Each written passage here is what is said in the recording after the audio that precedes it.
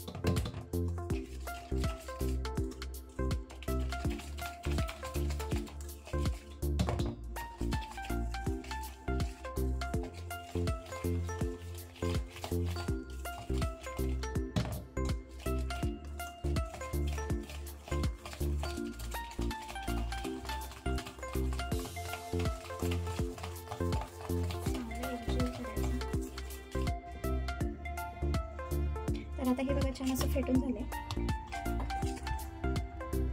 तर हे छान फेटून झालं. तर बघा त्याच्यामध्ये आपण ते वरच्यावर तरंगलं जाते, जे खाली जाऊन बसलेलं नाही. तर आपलं पीठ तयार झाले.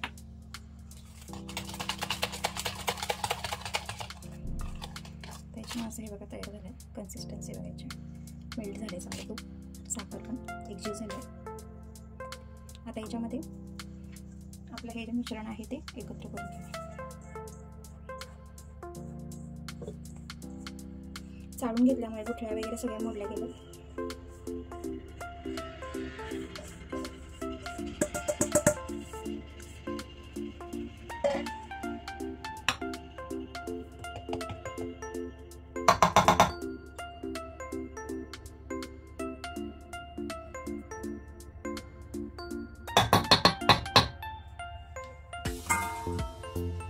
तर आपण हे हाताने एकजीव करायचं.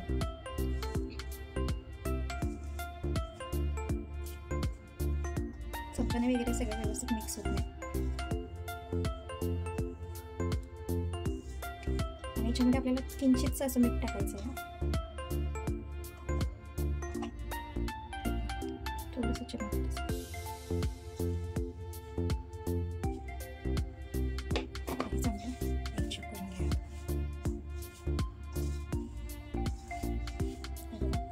पण आपला इझी हे होते, पण याच्यापेक्षा अजून थोडंसं व्हायला पाहिजे.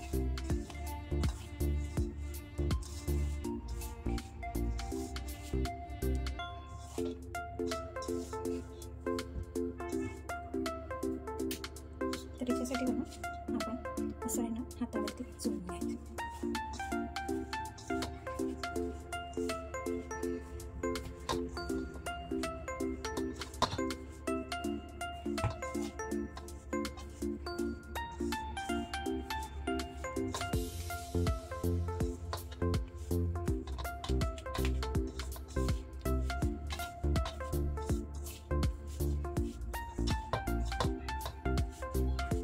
याच्यामुळे बिस्किट एकदम खुसखुशीत होतं. मी मैद्याच्या बऱ्याच वेळा केलेलं आहे, पण ह्याच्या गव्हाच्या मी पहिल्यांदाच ट्राय करते, नक्कीच तुमच्याशी शेअर करते.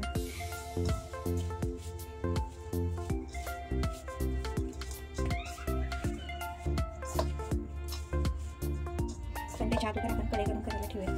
कढईमध्ये आपण करायचे कढईमध्ये बेक करायचे. तर तिथे कढई आपण प्रीहीट करायला ठेवते. तिथे पण 10 मिनिटासाठी प्रीहीट करून घेऊया. तर इथे ही प्लेट घेतली, इथे आम्ही तूप थोडंसं लावून घेणार आहे. आणि इथं ड्रायफ्रूट्स मी बदाम घेतले थोडेसे किसून. तुमच्या आवडीने कोणतेही ड्रायफ्रूट्स तुम्ही घेऊ शकता. आणि आपलं मिश्रण आता ह्याचे छोटे छोटे गोळे करून आपण नंतरला कढईमध्ये बेक करून घेणार आहे.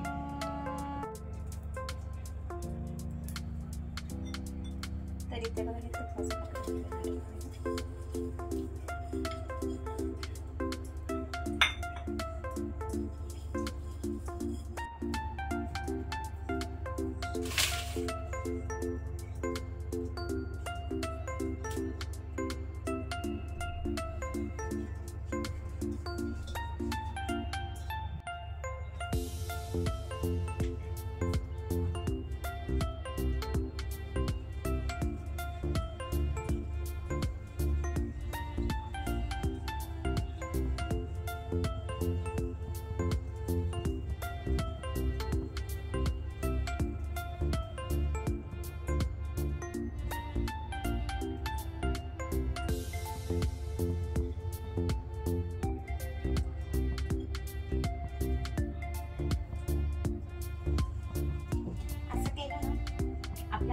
हाताच्या हीटमुळे ना अजून हे त्याच्यामध्ये मेल्ट होतं आणि आपल्याला हवा तो आकार देता येतो.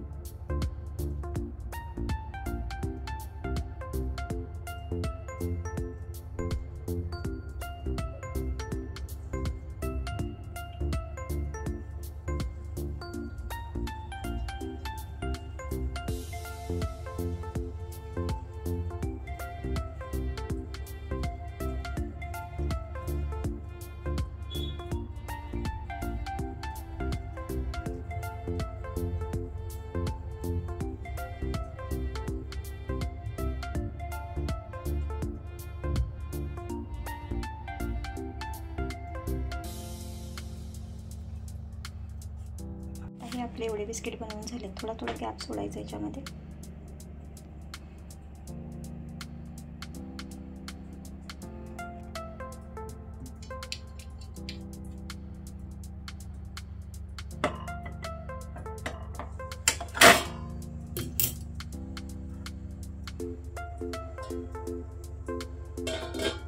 किती वेळ लागते बघूया आपण बेक करायला. बाकीचे आपण बिस्किट बनवून घेऊया. आता 10 मिनिटं झालेत बघा.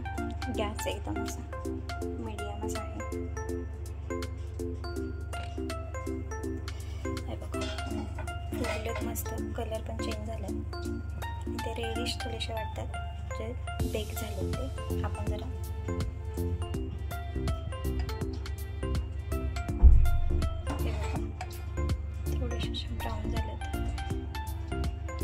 काढून घेऊयात. तरी ते आपले बिस्किट बेक झालेत चांगले. आणि हे आपण बाकीचे राहिलेले वळून घेतलेत. थोडंसं पीठ पण बाकी आहे, तर आपण ते पण करून घेणार आहे. आता हे काढून घेऊया आणि त्याच्यानंतर हे लावूयात.